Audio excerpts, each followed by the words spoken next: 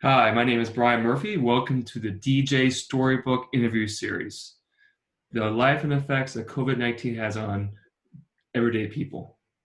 So today we have a special guest, and one of the reasons why I have her on today is because I'm intrigued by her.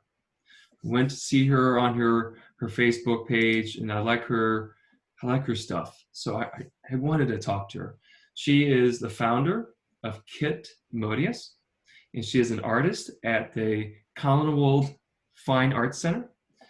Welcome, Jullian Mitchell. Did I get that right? Yes, you did. Thanks for Excellent. having me. Yes, excellent, Jullian. How you doing? I'm okay. You're okay. So talk to all of us about what Kit Modius is.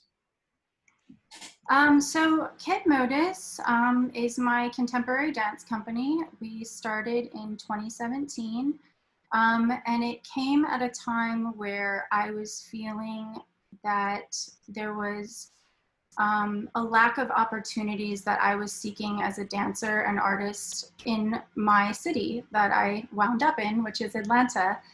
Um, so I kind of was just poking around and looking for a place to dance or somebody to connect with. And I had just closed out a relationship with a company that I was helping with, trying to keep it afloat and trying to make it thrive. And there was a little bit of tension between me and the leadership.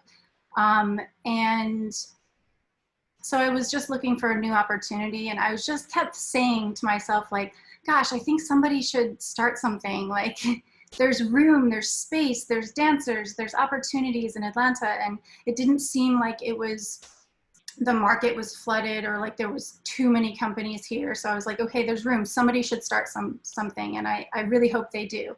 And then it kind of occurred to me that, well, actually, maybe I should start something. And that perhaps all of the tension that I had been feeling with the previous company that I was with and the leadership and my attempts to make it thrive were actually a little bit of a training playground to help me understand the inner workings of a company. And so I felt equipped to start something.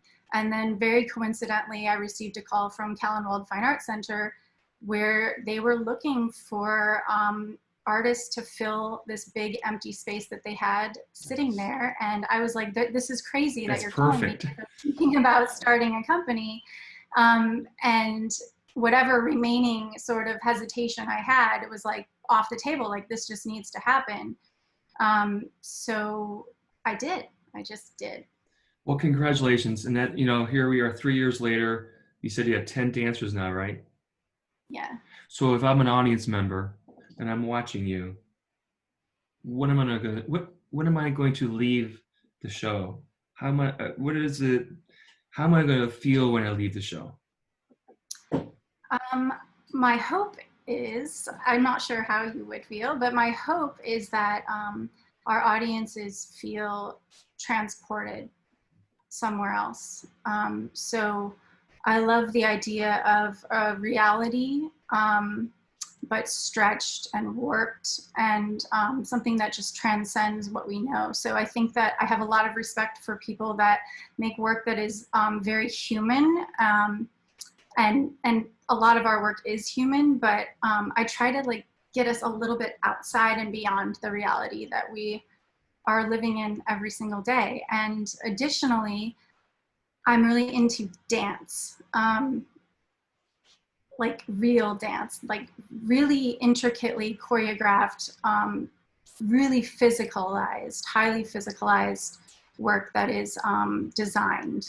Every moment of my work is Nice. purposefully Ah. designed. So where's that come from? Is this something you've always been? Is this something that you have as an artist kind of grown into? Where does Well, that come from? I think it probably comes from my ballet background, like total bunhead growing up. And, you know, at my early days as a performer, I was all classical ballet. So just the idea of intentionally accounting for every cell in your body is kind of inside of me. And also just as an audience member, I personally I tend to be a little bit impatient, and I like to see activity, and then maybe a silence that we've earned, a moment of stillness or quietness that we've earned. But I enjoy the activity. And in terms of how my work came about, I mean, I watch everything that I can get my hands on, and my tastes lean towards the Netherlands Dance Theater, and my favorite choreographers that I've studied that have that same background of a strong ballet technique where you can see the line in the movement, but it's often broken and thrown away. But once you train the body, it's you see that in there at all times, Jullian, obviously COVID-19 has probably changed a lot for your company, right? You're not performing. I don't know what you were doing beforehand. You probably had shows, your dancers were working, things were kind of moving along. Here we are 2 months into the situation. What are your dancers doing right now? And is this going to shape you as an artist? I hope so. So my dancers right now, we actually just had a little Zoom meeting a couple days ago to check in. But for the most part, I wanted to give them the exact same space and time and breath that I felt like I was getting, which I kind of needed, which was like a mandatory break. And I'm so relentless in pursuing that I probably never would have stopped. And so the silver lining amidst the chaos and strange times that we're living in, which is indeed just horrible, but it is like, okay, like I have to take a break. I have to refocus and think about myself. And I wanted to allow them that same space. I didn't want to immediately pounce on this, like, oh, we have to stay active, we have to keep creating, we have to keep working, but now it's going to be in these broken circumstances. I just really gave them time and let them know that we weren't going anywhere, and assured them that, like, we're still a company, we're going to be okay, but like, let's all just sit down for a second and chill. So the way that we've stayed connected is I have my daily morning class, which they are invited to attend, but it's not required, because again, like, if they need to just eat baked goods and chill for a little bit, they should be able to do that. So they can dance with me in the morning, and maybe they don't. And where I'm at right now is that we were really like, we were generating a lot of energy and work and interest, and we were kind of going full steam ahead. And it's really just press pause. And as soon as we can safely take our finger off the pause button, it's just going to be like right back at it. And the beauty is that we have a body of work that hasn't been seen yet, that we can rebuild and reform, and maybe it takes on a new shape. So we will get back to it, but right now I don't feel quite like giving into the trend of putting everything out there online, or even necessarily feeling like we need to continually remind people that we're still here. Like, they'll come back, our audiences will come back to us, the dancers will come back, their work will come back, and because our work is very experiential, I think that it wants a live audience, and I'm happy to share excerpts of our work, but I just don't think film, even in the, even with the geniuses, like, it's just never the same unless it's live. So, I course, do agree. If it goes, yes. Yeah, if it goes on and on and on and on forever and ever, like, eventually we're gonna have to innovate, and we're gonna have to, find a way to connect virtually. But for now, I'm holding out for the real deal. Jullian, that's refreshing to hear, actually. That's actually really refreshing. So I wrote the word responsibility down.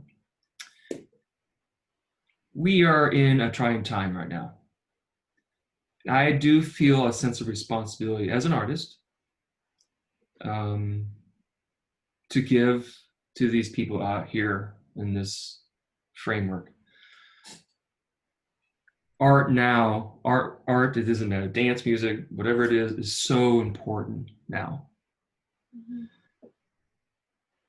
How do you see that? What do you, when it comes to responsibility, maybe of what's going on at that time, at this time, or do you feel that responsibility?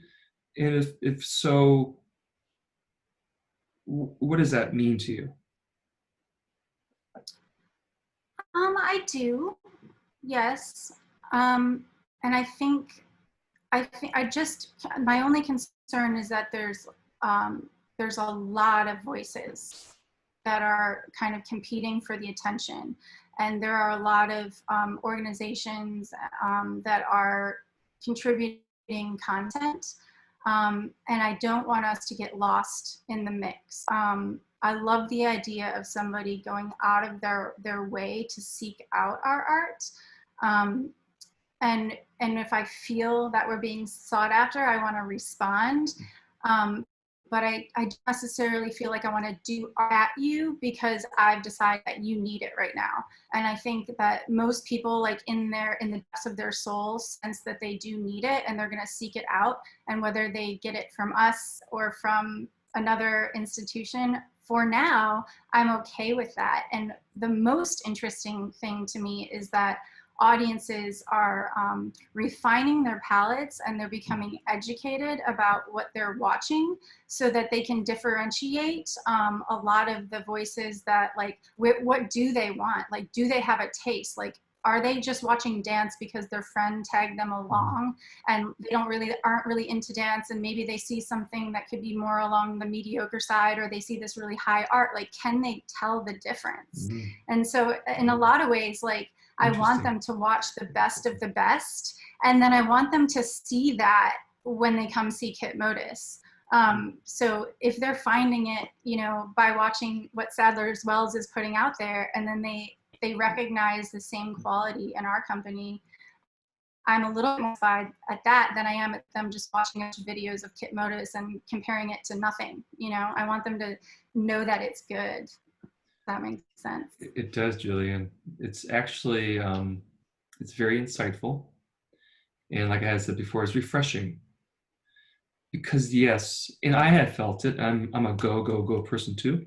There was this push to push and push. And creating this project has actually helped me sit back and learn about what people are doing, and just sit back and see that there's a bigger picture happening here. And it's opened my eyes up, and you have just did that again. Just, it's very insightful and it's refreshing. So I think, to finish this, if here we are a year from now, it sounds like, first of all, you have your stuff together. You're like, I'm going to do it when I'm ready, right? Your dancers are going to stick with you when you're ready, and your fan base is going to stick with you already. And I think because of your leadership is why all those variables will come together. So you should be very proud of yourself. Thank you. And I think it's, when people listen to you, they're going to feel refreshed. They're going to feel like, oh, you know what? Maybe it's not so bad. Maybe really have a couple cookies. It's okay. Awesome. So I want to finish on that. I think this was short and sweet, exactly what I was intrigued about, and exactly what I thought I would get. So thank you very much, Jullian. I really appreciate your time. Thank you so much. I enjoyed it. This is great. Bye-bye now. Take care.